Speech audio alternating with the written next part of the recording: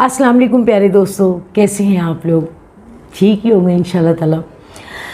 तो दोस्तों, आप लोगों को मैंने बहुत सही अपने इंटरव्यू भी दिखाए, लोगों के साथ भी, और अपनी ज़िंदगी के बारे में भी आपके साथ बहुत ज़्यादा बातें की और बहुत कुछ बताया, और आपको मुख्तलिफ़ कोशिश की मैं आपको मुख्तलिफ़ वीडियो दिखाती रहूं, और काफ़ी आप लोगों ने अप्रिशिएट किया और बड़ा मुझे भी अच्छा लगा, और मेरा भी जुनून बढ़ गया और शौक़ बढ़ गया आपकी मोहब्बत देख के। तो मेरा भी दिल चाहता है कि मैं कोई ना कोई आपको फ़िल्म इंडस्ट्री के हवाले से या किसी ऐसे फ़नकार के हवाले से कोई ना कोई बात सुनाऊं जो यादें रह गई हैं वो आप तक भी पहुँचे। तो आज हमारी फ़िल्म इंडस्ट्री का बहुत बड़ा नाम, पाकिस्तान क्या, पाकिस्तान से बाहर भी दुनिया में एक बहुत बड़ा नाम था मैडम नूर जहां। खूबसूरत थी बहुत, और पहली बात तो ये है कि बंदा को एक काम करता है तो वो उस एक काम के लिए मखसूस हो जाता है। तो मैडम नूर जहां सिर्फ सिंगर नहीं थी, उससे पहले वो एक एक्ट्रेस थी, हीरोइन। और हीरोइन जो होती है उसको पूरे कहानी के साथ चलना पड़ता है, पूरी फिल्म के साथ एंड तक चलना पड़ता है, तो उसको हम लोग कहते हैं हीरोइन, ठीक है। तो अब मैडम जी जब आई थी, बहुत छोटी एज की थी वो भी, और उन्होंने माशाल्लाह फिल्मों में बहुत काम किया। फिर उनके अंदर वो एक फ़न था जो उन्होंने सिंगिंग के थ्रू भी किया, और इतना नाम बनाया सिंगिंग में, इतना नाम बनाया कि आज तक लोग मैडम नूर जहां बनने के लिए पता नहीं कितने पापड़ बेलते हैं, लेकिन मैडम जी जैसी कोई बन नहीं सकती। हो सकता है उनसे अच्छी बन जाए, उनसे हल्की बन जाए, लेकिन मैडम नूर जहां थी। उनका मेकअप इतना खूबसूरत होता था, और वो जब गाना भी गाने आती थी तो वो ये सोच के आती थी घर से, मैं मेकअप करके पूरे गेट में जाऊं और जाके मैं गाना जब गाऊं तो मैं ऐसे मेरी उनसे एक दिन बात हो गई। तो मैंने कहा मैडम जी आप मुझे बहुत अच्छी लगती हैं, आपका मेकअप इतना खूबसूरत है। तो वो मुझे कहने लगी कि दुर्दाना, क्योंकि मेरा उनके साथ मिलना जुलना अच्छा हो गया था, इसलिए कि उसकी शायद वजह ये थी कि असलम डार साहब जिन्होंने मुझे इंट्रोडक्शन करवाया मेरा, उनकी फ़िल्मों की मैं हीरोइन थी और मैडम जी उनकी सिस्टर बनी हुई थी, तो उनसे बहन भाई का भी रिश्ता था, और अपनी फिल्मों के गाने भी वो मैडम जी से लेते थे। तो उनके रेफरेंस से भी मेरा मैडम से एज ए आर्टिस्ट कम और एज ए दोस्ताना माहौल में अच्छा ताल्लुक़ था। तो मुझे वो जब भी मैंने कभी जाना किसी फिल्म की ओपनिंग पे, तो उन्होंने मुझे पूछना तू गानी है, तेनू गान का शौक है? बड़ी अच्छी पंजाबी, बड़ी ठोक बजाने वाली पंजाबी बोलती थी। तो मैंने कहा नहीं मैडम जी मैं गाती नहीं हूँ, लेकिन मैं ना नई आई हूँ, आर्टिस्ट हूँ अभी आपके सामने, डार साहब के साथ भी आपके साथ। कहती हाँ अच्छा ठीक है। तो उन्होंने फिर मेरी उनके साथ ना बड़ी सीटिंगें रहनी शुरू हो गई। ऐसे जब उनका गाना रिकॉर्ड होना किसी ओपनिंग पे तो मैंने जाना, या डार साहब की फ़िल्म का गाना रिकॉर्ड होना तो मैंने जाना। तो उनके साथ एक मेरा घरेलू ताल्लुक़ बन चुका था।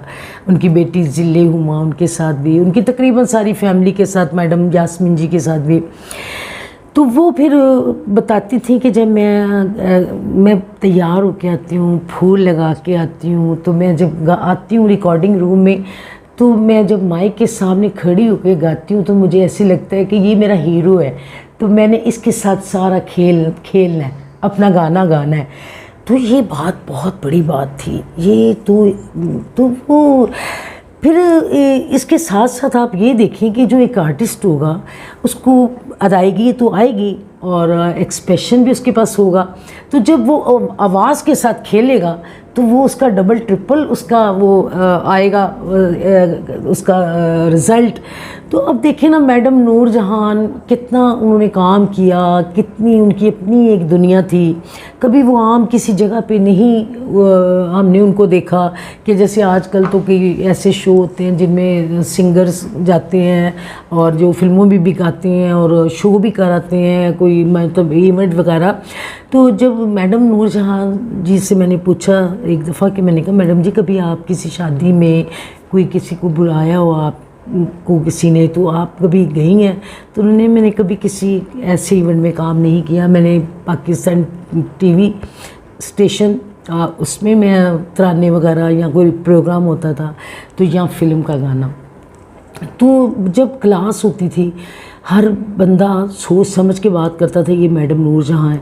और वो उनका जो एक्सप्रेशन हीरोइन का था, वो आवाज़ में जब आया तो वो फिर जहाँ से गाती थी और आवाज़ उठाती थी या जाती, तो वो बातें, ये नसीब की बात है। और हर बंदा तो चाहता है कि मैं अच्छे से अच्छा काम करूं, तो लेकिन अगर ये कोई सोचे कि मैं मैडम नूरजहां बन जाऊं या मैं कोई और आर्टिस्ट बन जाऊं, ये ज़रा मुश्किल होता है, क्योंकि हर बंदे का एक अपना ही स्टाइल होना चाहिए, अपना एक नाम होना चाहिए, अपनी एक पहचान होनी चाहिए। तो दोस्तों ऐसा हुआ कि एक दफ़ा एक फ़िल्म की ओपनिंग थी, वो भी असलम डार साहब की फ़िल्म थी और मेरा ख्याल है उसमें मैं ही हीरोइन थी। तो मैं मेकअप करके गई, वाइट मैंने सूट पहना हुआ, मुझे अच्छी तरह याद है। और मैडम जी के मैं डायरेक्ट जाके उनके घुटनों को हाथ लगाती थी, उनसे प्यार लेती थी और वो मुझे बहुत दुआ भी देती थी। ज़ाहिर है कोई भी आर्टिस्ट सीनियर हो तो जूनियर उसकी इज़्ज़त करेगा तो उसके दिल से दुआ ही निकलती है। आज हमें कोई जूनियर प्यार करता है तो हम उससे कहते हैं अल्लाह आपको कामयाब करे।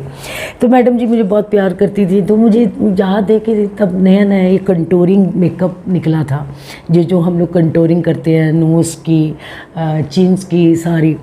तो वो मैंने ना मेकअप खुद ही किया, मुझे, क्योंकि मुझे भी मेकअप का बहुत शौक़ है। ये आप मेरी वीडियो देख के आपको अंदाज़ा होता होगा कि मैं अक्सर आपको वीडियो में मेकअप में मिलती हूँ। तो मैं मेकअप करके गई तो मुझे मैडम जी ने कहा आपके ये मेकअप कहाँ से करवाया है? मैंने कहा मैडम जी ये मेकअप मैंने खुद किया है। कहती अच्छा बड़ा प्यारा मेकअप किया, बड़ी प्यारी लग रही है। तो मैंने कहा अच्छा। तो मैडम जी असलम डार साहब की सिस्टर बनी हुई थी, तो वो फिर उनके हवाले से भी मुझे प्यार करती थी, क्योंकि मैं ये तो नहीं कह सकती मैं बड़ी दुर्दाना रहमान थी तो इसलिए उन्होंने मुझे प्यार किया या मेरी इज़्ज़त की। वो रेफरेंस था कि उनकी वजह से भी वो मुझे प्यार करती थी। और मैं ख़ुद भी बड़ी अखलाक वाली और बाअदब थी और कोशिश करती थी कि मैं उनको झुक के मिलूँ, उनके घुटनों को हाथ लगाऊं, तो वो मुझे बहुत प्यार करती थी।